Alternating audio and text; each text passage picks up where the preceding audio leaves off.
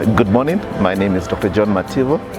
I'm Advisory Director with 3 years experience, and today I get a privilege to share regarding my career as engineer, my growth path, life until where I am, and I hope to encourage fellow engineers as they grow up to strive to be professionals, to strive to be professional engineers, and strive to go beyond that so they can have an impact to society and a great impact to this country. So looking forward to this day, and I welcome all of you. Thank you so much. My name is Keith Wangwe, a student at Kenyatta University. My name is Sinjana Wesley. My name is Ivy Claire. My name is John Maneke. I recently completed my final exams and I'm yet to graduate in the month of July, hopefully. So I'm basically here to learn about the whole experience of Engineer John Mativo, to also learn about how he managed to transition from being a student to a graduate, and the whole journey basically till to the point where he was finally registered as a professional.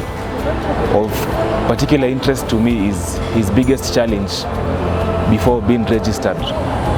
What was his biggest challenge before being finally registered as a professional engineer by the Engineers Board of Kenya? I'm here with a 3 years experience to listen to how I'll plan my engineering profession.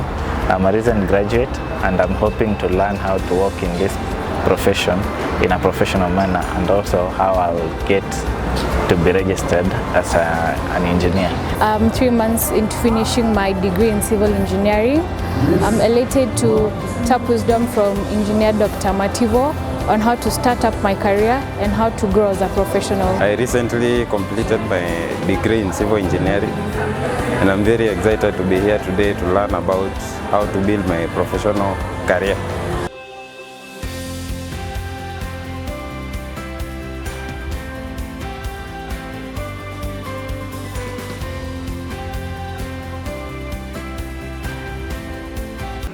So the title, as I said earlier, what we have been publishing is planning your career journey. Because engineering from day one, if you study the old days from the 1700s, 1800s, engineering has always been a process, has always been a journey of apprenticeship. To learn how to do it, get how to do it. So it's always a journey. So there's no day you can become an engineer in one day. But one thing I want to stress is the first important thing is that you have to be a professional engineer and beyond.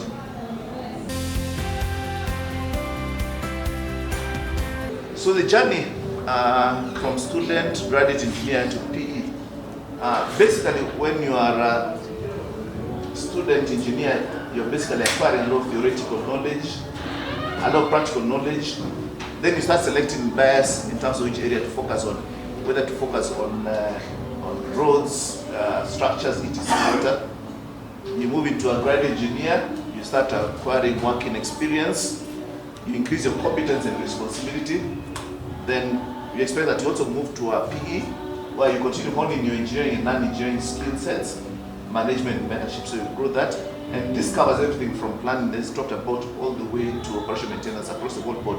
So the point of being an engineer is that it's a journey. It does not stop at one place. It does not stop about just acquiring knowledge, but it means improving, continuous improvement.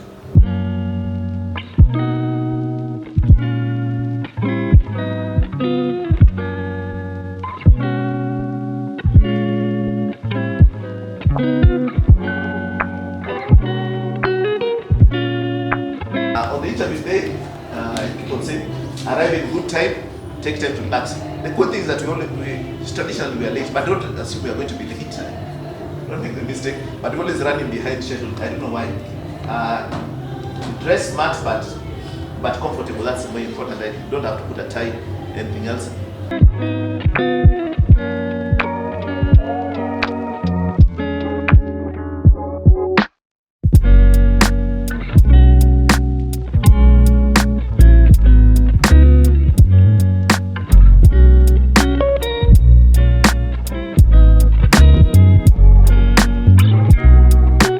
I've seen candidates with very good documents, but the oral interview now confirmed that they were not anywhere close to good, which is unfortunate. Then you have the AC that you sit after the paper.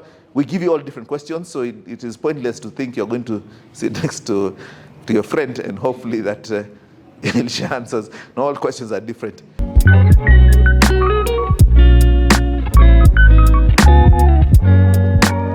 If you cannot demonstrate how design data is got, that means everything about you does not make much sense. So there's primary things that can either fail you at the beginning because we'll not continue if you don't know how to get data.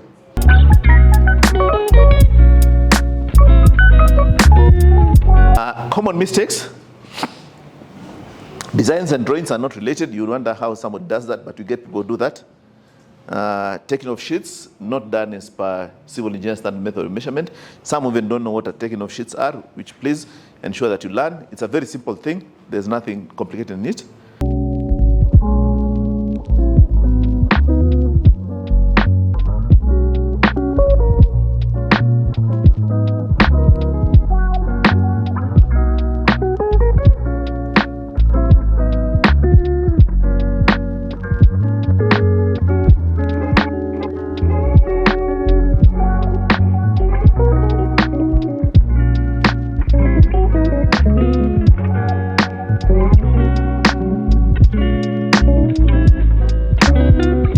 It's unfortunate when people come for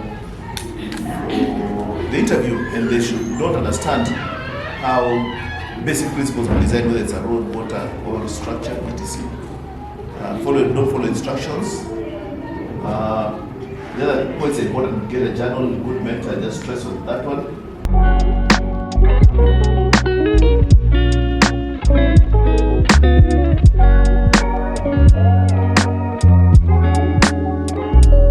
So I can still take some questions, then we can continue our comments. Okay, there's a question there. Let me see how many questions I have now. Then, okay, maybe we'll start with your question. Now, we have these graduate engineers who are working for contractors, road contractors, building contractors. Some of these contractors, some are they have structures, others they don't have the structures of management. We have graduate engineers who are the most qualified profession for these contractors. And the aspect of design is not usually clear there, just implementing what others have designed. What is the journey of that person to professional engineering registration? Because there are a lot of challenges. There is no exposure, actually exposure. Because some of these contracts, they do not have consulting engineers. They are the most qualified profession there. Yeah. Okay. There are people who work for example, contractors, or even there are people who work in places where they're doing manufacturing. They're in a process where, yes, they're the best, but they only limit themselves to what they do. So we definitely have that category. And this is my encouragement. I've had it also from my colleagues, for them also to go beyond and partner with other people and get work done. Let me give a good example. We have engineers at the Ministry of Energy. Ministry of Energy is responsible for policy issues. Generation plans are going to be done by KenGen, distribution is going to be done by Kenya Power, KETRACO is going to do the transmission. So they literally don't do that design. And this is the encouragement that have been given.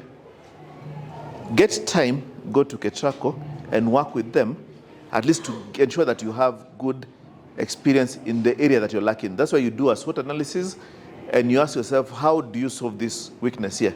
I've seen myself, not somebody else, I've seen myself, people who have worked, their main job is with a contractor, but they have done a number of projects for people who are not the employers who have signed off their document to ensure that they have the basics of designing that building. That is going to be, necessary. So you have to be able to go beyond your line and be interested in getting other information. That's one encouragement I'm going to say, that don't get satisfied with what you're doing. Partner with somebody. There's enough people who can work with you and get that done.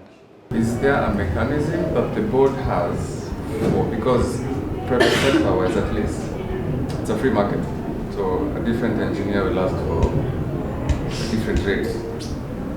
Some might ask for very little, which then makes the entire market volatile, fees-wise. Is there a way that the board recognizes that? Okay, thank you, Fidel, for that question. Now,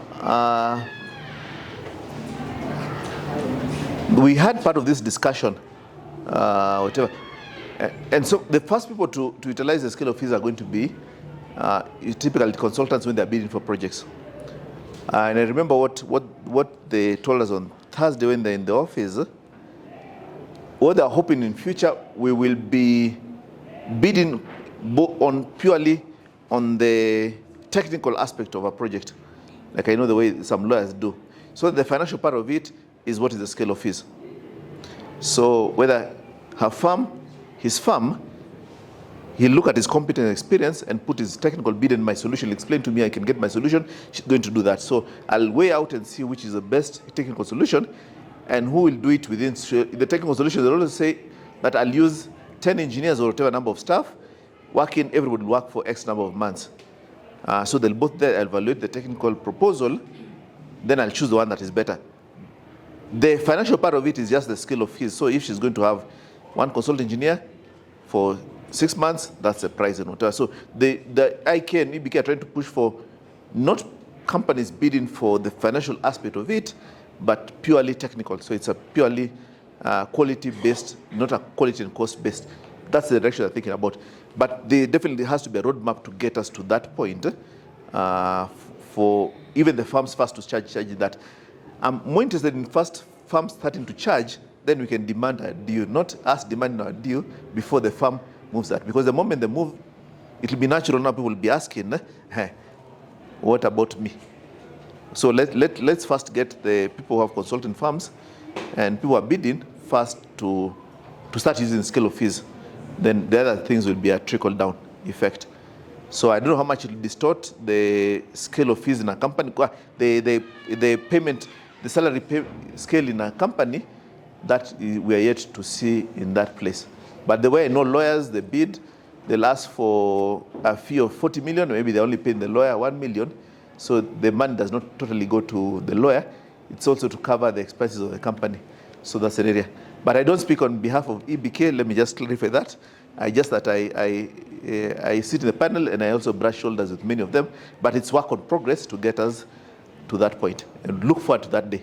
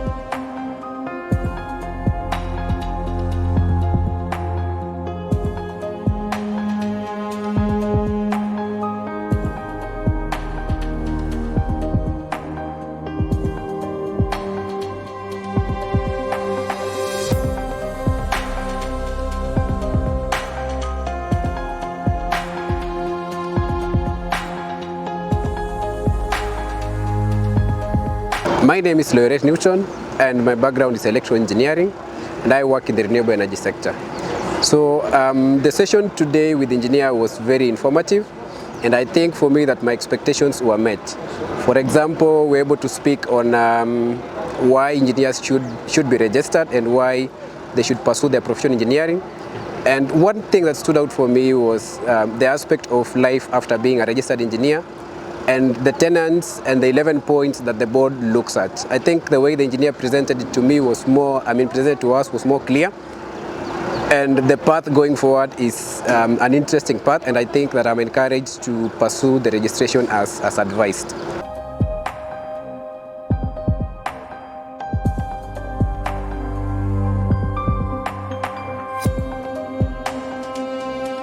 So I'd like to give thanks to the 3Es Experience organization for hosting this talk. It has been very educative, very insightful. I've learned quite a lot. I've known a lot of things that I never had the chance to know before. I've learned quite a lot in terms of the journey as we transition from a graduate engineer to a professional engineer. I've learned about the importance of people skills, the importance of communication skills as an engineer, and these are areas which I'm going to work on. I've also learned a lot when it comes to documentation of my report for the registration as a professional engineer. So I'm quite thankful. I can't really put everything into words, but I'm really thankful for the experience. I'm very glad to have been a part of this morning. The session was enlightening, and it's a good kickstart to my career. I want to thank everyone who took part in the organization of this, and God bless them so much. Thank you. I've learned a lot from Daktari about how I'll plan my engineering career from now on going forward. I've learned more about journaling my day-to-day experiences so that I can have a complete set when writing the report. I'm looking forward to participating in more of these interactive sections so that I can learn more and grow myself in my career. My name is Abigail. I recently completed my course in mechanical engineering. Today's experience has been significant in my learning, and I really learned the importance of a mentor in helping me transition from being a student engineer to a graduate engineer and eventually a professional engineer. It has been a nice experience. I've learned a lot on on what is expected of me as a graduate engineer to become a professional engineer, and I really appreciate the opportunity. I'm Kennedy Muli. I'm from Machakos. One thing I'm very, very thankful for the opportunity and 3Es have to offer. As kama my youth, imekuwa very difficult to find mentorship, to find watu support to our career journey. But we are very thankful na hatuchukui kitu for granted. That's why we are giving our best. We are giving our time. We are giving all we can for our success. Because at this age, people creating time for you is not something that is easy. And we are very thankful for 3Es. And we pray that waendelee kutengeneza more forums kama hizi. Waendelee kutumentor sisi kama mayouth. Waendelee kutupatia confidence on our road mahali pe tunaenda. Because surely 3Es ime change our lives sisi kama youth. Tunapata opportunity ya kumit pamoja, opportunity ya kushare ideas, opportunity ya ku mold ourselves to the best we can be. And we can never take that for granted. So my regards to 3Es, and I pray that waendelee kuwa na sisi, wasichoke, waendelee ku create more content, waendelee kutunacha, waendelee kutu show us the way, and forever tutakuwa grateful. Not forgetting the engineer Mativo. Namshukuru sana kwa create time yake, kwa create content yenye iko more based kwa sisi upcoming engineers. We are very grateful to the engineer, to Vivienne, and to 3Es in all. So thank you 3Es, thank you Vivienne, thank you Engineer Mativo, and we are waiting for another experience. Thank you. Thank you to 3Es Experience for this workshop on planning my engineering journey. I have been able to learn a lot in terms of how to transition to become a professional engineer, and more to that, I have been able to learn that not only to be a professional engineer, but there is a journey more after professional engineering journey. We thank you to Engineer Mativo for the insight that he has shared. I've been able to learn that the journey, though is hard, it is doable. From the experience of others, I have learned that we can be able to proceed and register as a professional engineer and make an impact to the community. Again, also looking forward to participating more to 3Es Experience activities in future for a wholesome and a work-life career balance that is rewarding to me and also to the community.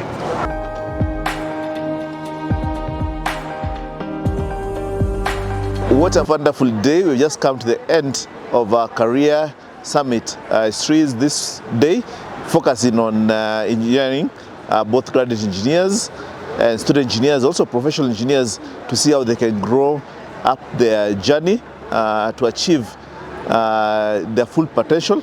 I explained to them the importance of building themselves as professionals, why they need to be professionals and why this country needs them as professionals. I took them through the journey to become professional engineers, what they have to undertake, how they have to prepare themselves, how they have to ensure that as they write their reports, they meet all the outcomes and expectations of both the Engineers Board of Kenya and Institute of Engineering of Kenya, and also by the employers, to show themselves as competent engineers who have grown into a place where they can make good and sound judgment decisions, engineers that have an extremely good grasp of engineering principles and how they can use them to solve the needs by the society. Encourage them in terms of and give them tips on common mistakes they should avoid making, so that to ensure they'll have to be able to make it easier for themselves for the interview. I explain to them the process of the interview and the SC, what to look for, how to answer questions. I gave them a few sample questions just to encourage them in terms of where they're supposed to be moving to. It was a wonderful time to spend time with them. And the most important thing is to remove their fear that this journey to become a professional engineer is difficult and a way they could not make it. I believe we encourage them and we give them motivation they need to have to become professional engineers. And I'm 100% sure that these engineers will be a big asset to this country. So thank you. We look forward to the next career summit. We'll be sharing with our students with different groups and where 3Es can be a potential way in terms of reaching out to many. Thank you so much.